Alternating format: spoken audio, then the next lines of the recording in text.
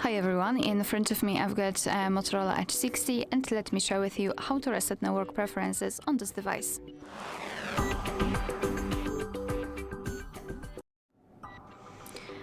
So let's start with opening the settings, and here we have to scroll down to the very bottom to find the system. Then let's tap on Reset Options, and here network options are divided between two different options. Reset mobile network settings and reset Bluetooth and Wi-Fi.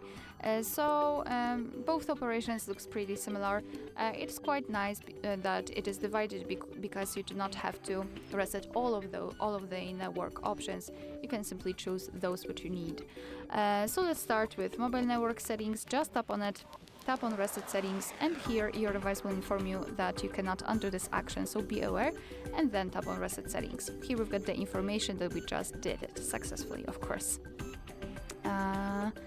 Let me go back, and Bluetooth and Wi-Fi, the same situation, just tap on it. Here we've got the information, tap on Reset, and we just successfully reset both of network preferences. Alright, so that will be all. Thank you so much for watching. Please hit the subscribe button and leave the thumbs up.